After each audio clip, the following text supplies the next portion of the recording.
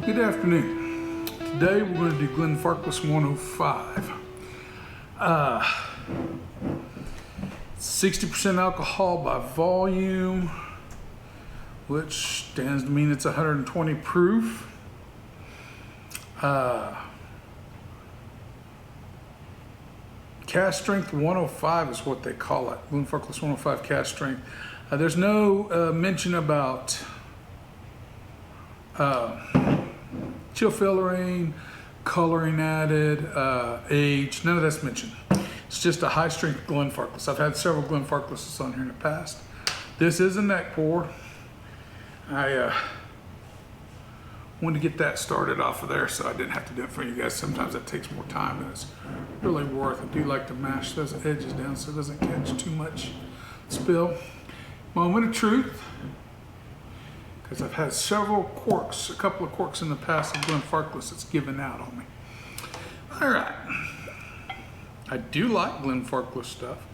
And the lack of,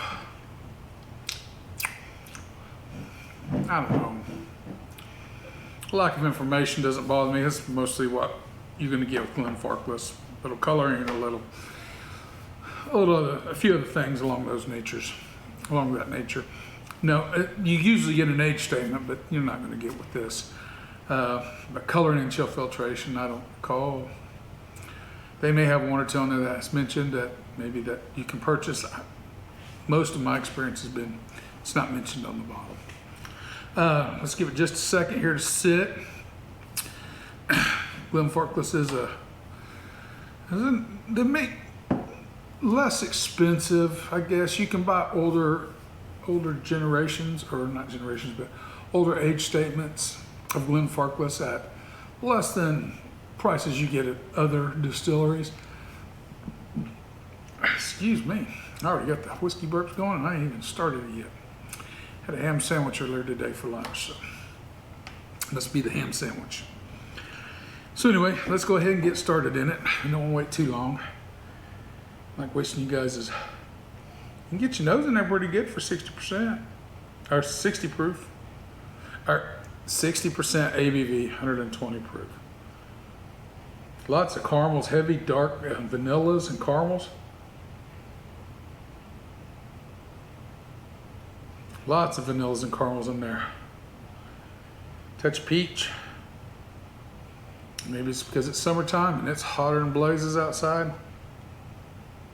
I get a touch of peach in this though.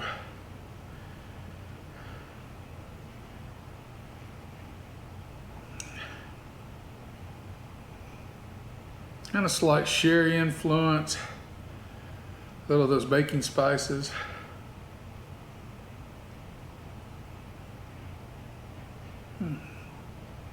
But the caramel and aged vanilla comes across very well in this one. Maybe even a little bit of honey. Mouth is starting to water. All right, let's get started on the scoring. For aesthetics, 1 out of 10. I'm not really whippy about the labeling on this. I never have. I've seen it over the years, and it's not one of my favorite labelings. I'm gonna give it 6. And in the aesthetics, the coloring does take effect, even though it really has no bearing on the whiskey per se. Because especially if they add coloring, it's a kind of a moot point. But the legs does tell us it's a little thick. It's a little syrupy. It takes a minute to run down. Legs are good. I'm sticking with the 6 though on the aesthetics because that labeling on the bottle I don't like. Nose is good. I do like the nose. The nose I want to give a 16 to. Now for the flavor, guys.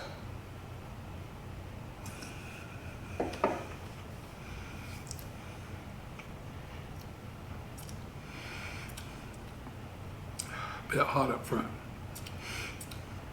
You do know it's 60%.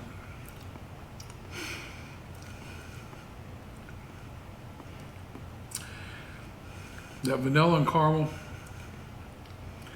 cuts through it, but I'm struggling to get much else. My light went out.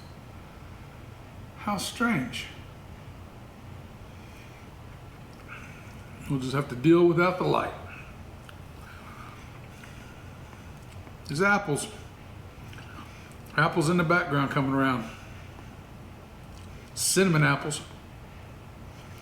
That's in the finish. We're in the finish now. The flavor up front was covered up kind of by the intensity of the alcohol. Let's do this one more time.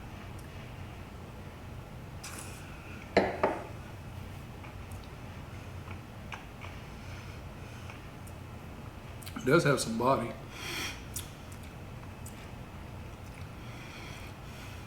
Yeah, I'm sticking with it.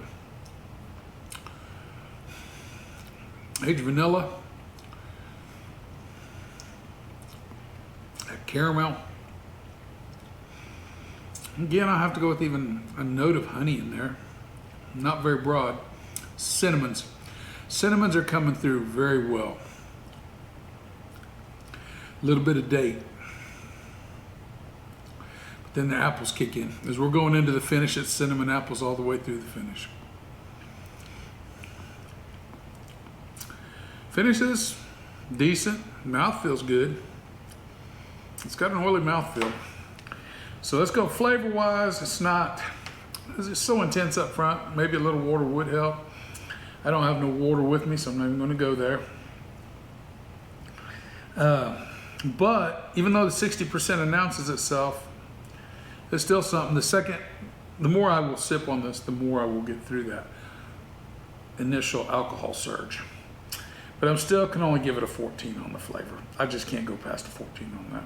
It's good, but it's so alcohol heavy up front. Mouthfeel is good on this one, actually. I like the oily mouthfeel. I'm pleasantly surprised about that out of this bottle. That's going to get a 17. The mouthfeel's really good. Finish is decent. Not overly long, but that cinnamon apple finish, cinnamon apples, and that finish is really something that I really enjoy. Finish, I'm going to give it a 17 as well. Value is in the $80 range, if I recall. I think it's in the $80 range. 80, maybe it's 90 by now. I bought it about a year and a half, 2 years ago, something like that. Value-wise, I still think for the value of it, I don't think value's there. Value's a 1 out of 10 deal. I'm gonna give the value a 7. I would like to give it an 8. I would like to bounce between a 7.5 and an 8, but I don't give halves. So I'm going to keep it at a 7 because it's a solid 7 on the value. Let's total this baby up. Let's get a drink while we're talking about this. I'm kind of liking it more.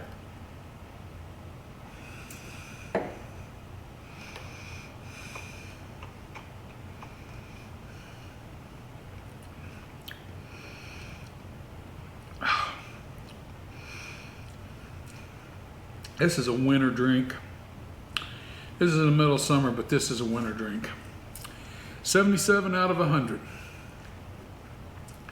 So a C+ by all metrics. Remember, this is a neck pour. Could get better, could get worse. We'll approach it again maybe in another couple months. When winter hits, let's come back to it. I'll have it a couple of times between now and then, and I'd like to come back to this one. All right, guys, that's all I got. Remember, the spirit in your glass isn't running from you. Take your time, sip, and enjoy it. You'll be better for it, as will we all. Everyone have a good day.